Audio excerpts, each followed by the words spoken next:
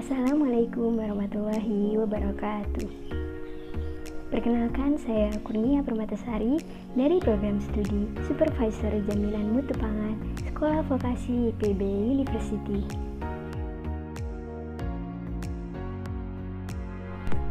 Pencegahan COVID-19. Di era new normal ini, bukan berarti kita bebas beraktivitas seperti sebelum adanya pandemi COVID-19. Di samping menjalankan aktivitas normal seperti biasanya, kita juga diharuskan untuk mematuhi protokol kesehatan yang telah ditetapkan. Hal ini dilakukan untuk memutus rantai penularan COVID-19. Meskipun sudah ditetapkan tahap new normal, virus COVID-19 itu masih ada dan kasusnya terus bertambah. Di Indonesia sendiri, kasus penularan COVID-19 semakin hari semakin meningkat.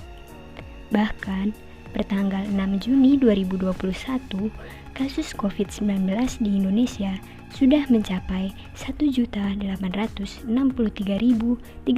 jiwa yang positif terpapar virus corona. Dari situ, kita dapat memahami bahwa pandemi COVID-19 ini tidak bisa dianggap remeh. Kita harus selalu waspada dan berusaha semaksimal mungkin mencegah diri dari penularan COVID-19. Lalu, bagaimana sih cara mencegah COVID-19? Langkah untuk mengantisipasi penyebaran COVID-19 dapat diterapkan dengan 5M. Memakai masker, mencuci tangan, menjaga jarak, menjauhi kerumunan, serta membatasi mobilitas. Yang pertama adalah memakai masker. Sebelum menggunakan masker, banyak hal yang harus diperhatikan, karena biasanya terdapat beberapa kesalahan yang sering terjadi ketika menggunakan masker. Kesalahan pertama yaitu ketika masker hanya menutupi mulut kita. Masker harus menutupi lebih dari sekedar mulut. Posisikan masker mulai dari pangkal hidung sampai dagu. Kesalahan kedua yaitu saat masker terlalu longgar. Sebelum menggunakan masker di luar rumah, pastikan masker menempel dengan pas dan nyaman di wajah kita, terutama saat digunakan untuk bernafas.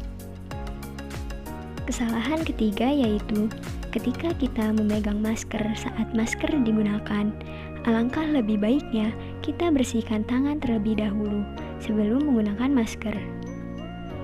Dan jangan pernah posisikan masker di bawah dagu hingga leher. Saat tidak menggunakannya ketika beraktivitas yang mengharuskan untuk melepas masker, lebih baik masker dilepas saja daripada diletakkan di bawah dagu hingga leher. Kesalahan keempat yaitu pada saat melepas masker. Ketika akan melepas masker, usahakan sebaik mungkin untuk tidak memegang masker bagian luar, dan lebih baik melepasnya dengan memegang bagian pengikat tali yang menyangkut di daun telinga. Jika sudah melepasnya, segera cuci tangan sebelum memegang mata, hidung, ataupun mulut. Selain masker, terdapat juga pelindung muka dari plastik yang mungkin lebih dikenal dengan nama face shield.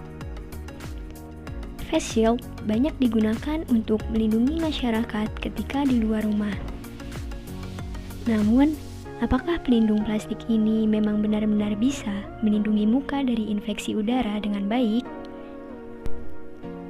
Perlu kita ketahui bahwa setiap kita mengucapkan beberapa kata, ternyata secara tidak langsung kita juga menyemprotkan ribuan tetesan air. Jika dibayangkan, ketika orang terinfeksi virus menggunakan face shield namun tak menggunakan masker di dalamnya, secara tidak langsung ia akan menyemprotkan ribuan tetesan aerosol ke udara. Karena face shield tersebut tak akan pernah bisa menutupi secara sempurna. Maka dari itu, sebaiknya kita tetap menggunakan masker meskipun sudah menggunakan face shield.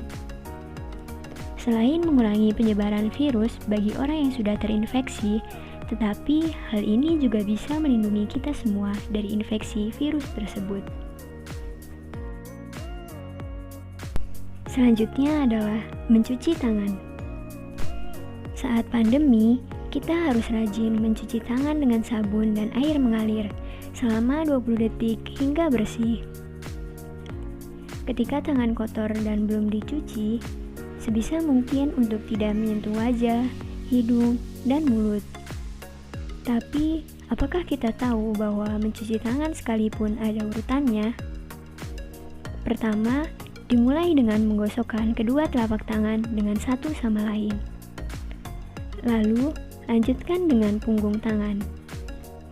Berikutnya adalah sela-sela jari dan bagian belakang jari-jari dengan saling menempelkan sisi telapak pada jari-jari dari arah yang berlawanan dan saling menggenggam satu sama lain. Setelah itu, bersihkan ibu jari dengan menggenggamnya menggunakan tangan sisi yang sebaliknya. Dan yang terakhir, gosokkan ujung jari-jari ke telapak tangan yang berlawanan untuk membersihkan ujung jari. Jika kita menjadikan tahap-tahap sederhana ini menjadi suatu kebiasaan, maka kita telah berkontribusi dalam mencegah penyebaran kuman. Selanjutnya adalah menjaga jarak. COVID-19 sangatlah mudah menyebar. Oleh karena itu, betapa pentingnya untuk menjaga jarak 1-2 meter jika bertemu dengan orang-orang lain atau di tempat-tempat umum. Dengan demikian, menjaga jarak merupakan salah satu langkah pencegahan dan pengendalian infeksi virus corona.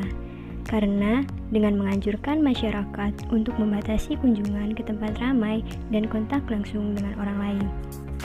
Jika kita berada di tempat keramaian, berjaga jaraklah minimal 1 meter. Selanjutnya adalah menjauhi kerumunan. Selain 3 hal sebelumnya, menjauhi kerumunan merupakan protokol kesehatan yang juga harus dilakukan. Menurut Kemenkes RI, masyarakat diminta untuk menjauhi kerumunan saat berada di luar rumah. Ingat, semakin banyak dan sering kamu bertemu orang, maka kemungkinan terinfeksi virus corona pun semakin tinggi.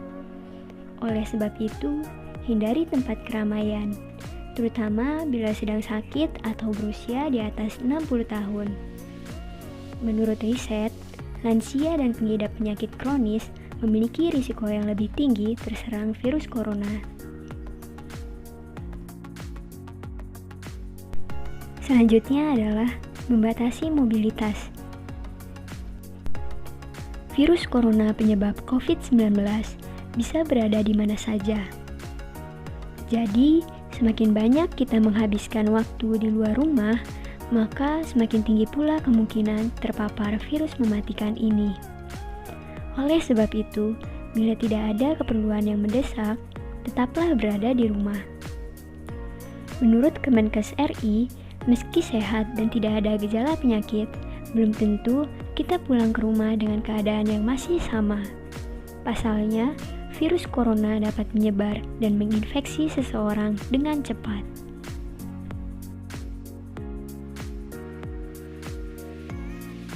Yuk patuhi protokol kesehatan. Bersama kita bisa memutus rantai penularan COVID-19.